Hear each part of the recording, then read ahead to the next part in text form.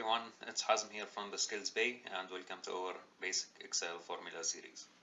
In this video we'll explain the CountIf and CountIfs formulas where we can apply a specific criteria to count certain values. In the previous video we talked about the SUMIF and SUMIFs functions, and we will continue with the same example, however with a lot more data in the sheet. So let's start. So in this sheet we have a lot of data, and we will only be counting the Mexican products in this sheet, and for that we will be using the CountIf formula. The second task is to count the Mexican products that are sold by kilogram. So let's start. So we start by equal sign and CountIf. Now we have to specify the range and the criteria. Since I have a lot of data in this sheet, I have over 1,700 records. Selecting the range manually can take time and can create some problems.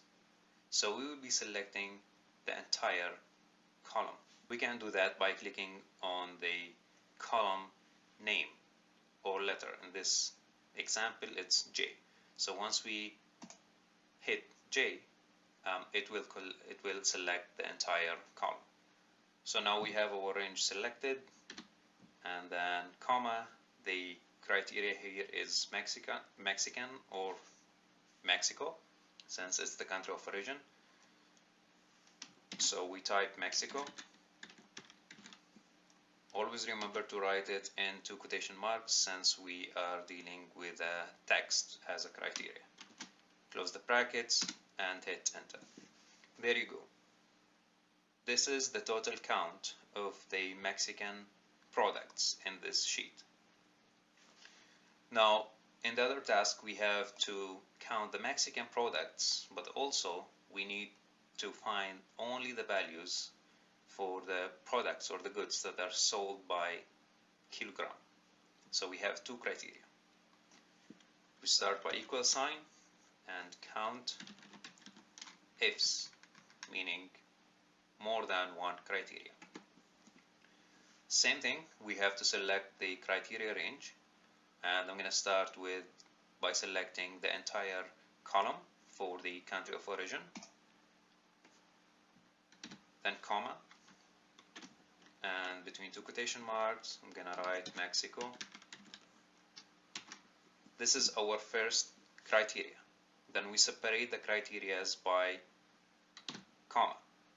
The second range of the criteria will be the unit. So same thing, we select the entire column, and once we select the entire column there is usually no need to fix that because it's not gonna move down. We separate that by the comma, and now between two quotation marks we write kilogram or kg. Close the brackets and hit enter. There you go. Here you have the count of the Mexican products that are sold by kilograms. This is very useful when you are dealing with a lot of data. So as I said, in this example we have around 2,000 records. So if you want to do this manually, that will take forever. So I hope this video was helpful, and stay tuned for more videos. Thank you so much for watching.